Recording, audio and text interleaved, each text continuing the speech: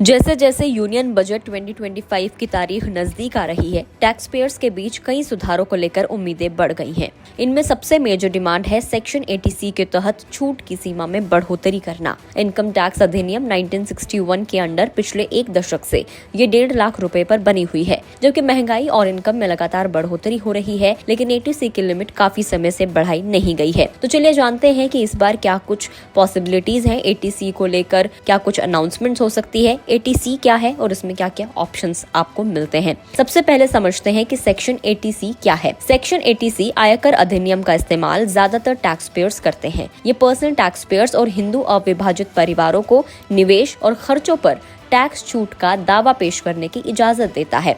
80C के under छूट old tax regime के अंडर रिटर्न फाइल करने वाले टैक्स पेयर्स को मिलती है।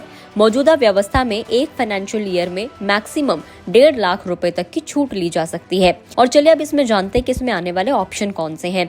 तो सबसे पहला है इक्विटी लिंक्ड सेविंग स्कीम्स यानी कि ELSS।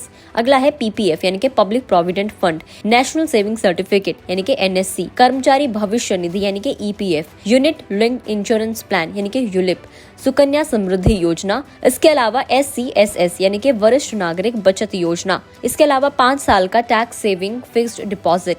फिर आता है 2 बच्चों की ट्यूशन की फीस। अगला है होम लोन का प्रिंसिपल। उसके बाद आता है जीवन बीमा प्रीमियम।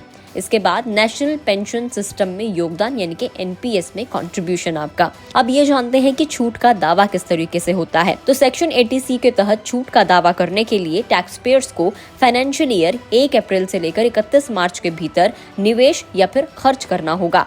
इन राशि को इनकम टैक्स रिटर्न फाइल करते समय संबंधित सेक्शन में रिपोर्ट करना होता है।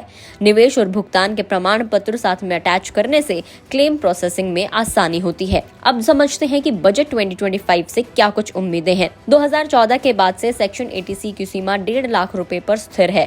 टैक्स पेयर्स और फाइनेंशियल एक्सपर्ट्स का कहना है कि इसे वर्तमान आर्थिक स्थिति के अनुरूप बढ़ाया जाना चाहिए। सेक्शन 80C के अंडर PPF और होम लोन जैसे निवेश शामिल होते हैं, जिससे छूट की सीमा जल्दी खत्म हो जाती है।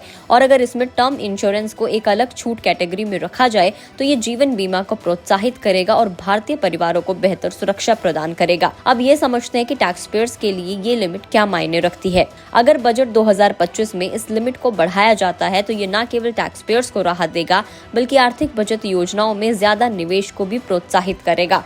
तो अब देखना होगा कि 80C में जो 1.5 लाख की ये छूट सीमा है, इसको कितना बढ़ाया जाता है। आपको क्या उम्मीद है, कमेंट करके जरूर बताएं। अगर आप इस वीडियो को फेसबुक पर देख रहे हैं तो फेसबुक पेज को लाइक करें, यूट्यूब पर देख रहे हैं तो गुड रिटर्न्स के यूट्यूब चैनल को सब्सक्राइब करना ना भूलें।